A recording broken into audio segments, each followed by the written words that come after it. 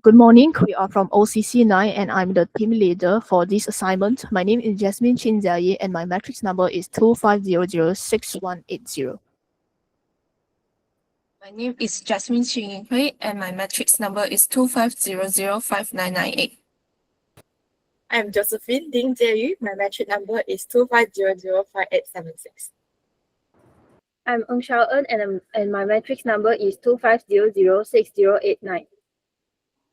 I'm Ng Yue Chi, matric number 25005961. And I'm Ng Yeon Liu, matric number 25005946. So we create a Java-based system that automates account management by using a parent account class to handle account holders, and it utilizes the inheritance to create specialized saving and current accounts. So I created a base class called account serve as encapsulated foundation for the banking systems, and the attributes are marked as private to prevent direct unauthorized modifications. The constructor initializes 3 specific fields when an object is created, while there is also public getters and setters that allow access and updates to the account information. There is also a deposit method that includes validation logic to increase the balance only if the amount is positive, and also a calculate interest method and a withdrawal method that are allowed to be overridden in the next class.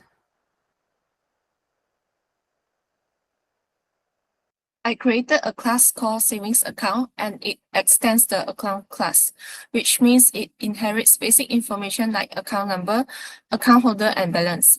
I added 2 extra attributes that are specific to a savings account, which are the interest rate and the minimum balance. In the constructor, I use super function to initialize the values from parent class before setting the saving specific details. Overall, this class focuses on handling saving specific rules while reusing the logic from the parent class. Next, the current account class is created, which is a specialized subclass to manage the daily transaction within the banking system. To establish this structure, the class must use the extend words to inherit the foundational attributes and behavior from the base account class. This implementation requires the addition of 2 specific attributes, which is the overdraft limits and the transaction fee. While in the class constructor, the super method must be utilized to initialize the parent field, including the account number, holder, and the balance. Next, a public getter method for the overdraft limit is provided to maintain the proper encapsulation. In the saving account class, I override the withdraw method from the parent account class to ensure the balance does not fall below the minimum balance. If balance minus amount is less than the minimum balance, the transaction is rejected with a message. Otherwise, the withdrawal proceeds normally. The current account class introduces an overdraft limit and a transaction fee. In the current account class, the withdrawal method first calculates the total deduction by adding the withdrawal amount and the transaction fee. It then checks whether the updated balance will exceed the overdraft limit. If yes, the transaction is rejected with a message. Otherwise, the balance is updated by deducting both the amount and the transaction fee. In the savings account class, I created a calculate interest method to calculate the interest amount based on the current balance and interest rate, and override the method from the parent account class to apply monthly interest. Crucially, I added validation logic to ensure interest is only calculated if the balance is strictly positive, preventing errors on overdrawn accounts. Finally, I override the month-end summary method both in savings account and current account class. This neatly wraps the calculation and immediately displays the updated final balance to the user, ensuring transparency at the end of every banking cycle. 2 objects are created which are savings from saving accounts class and current from current account class. A list is created to store both objects. Then we can call the deposit method to deposit money from both accounts by looking through the list. Next, we will try to withdraw money from both accounts. It will be unsuccessful if our draw below the minimum balance of 100 ringgit. At last, we will calculate and print interest of both accounts by calling the calculate interest method and print month-end summary for both accounts by calling month-end summary method through loop.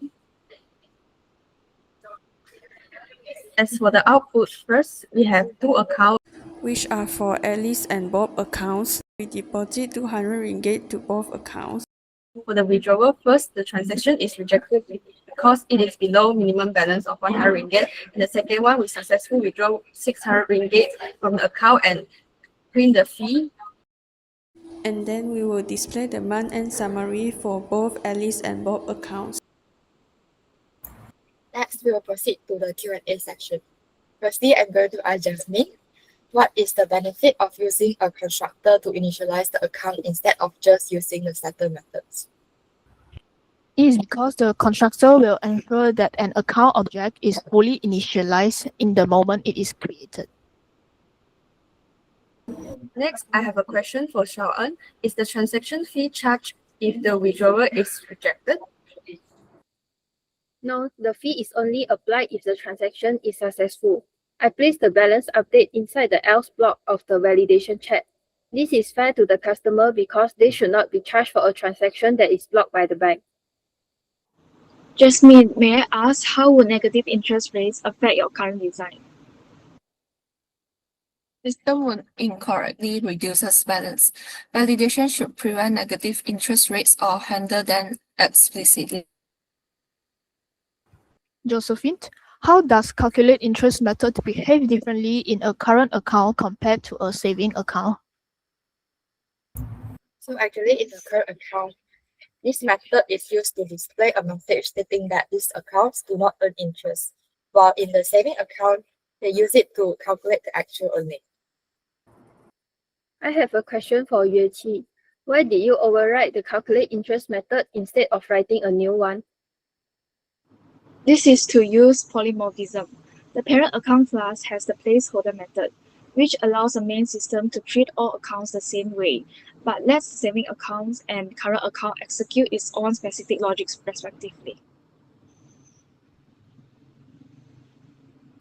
And last, we will continue with the reflection. For reflection, building this banking system provided a practical understanding of object-oriented programming, specifically how encapsulations protect financial Data like account numbers and balance from unauthorized access. We learned inheritance by using the account parents class to establish a foundation for specialized savings and current subclasses. Implementing polymorphism was a highlight, as it allowed us to customize withdrawal logic, enforcing minimum balance rules for savings while enabling overdraft limits and transaction fee For current accounts, To improve this system further, we will implement database persistence to save account data permanently and develop a graphical user interface to replace the current console-based testing. This enhancement will transform this foundational prototype into a more real-world banking applications. Thank you.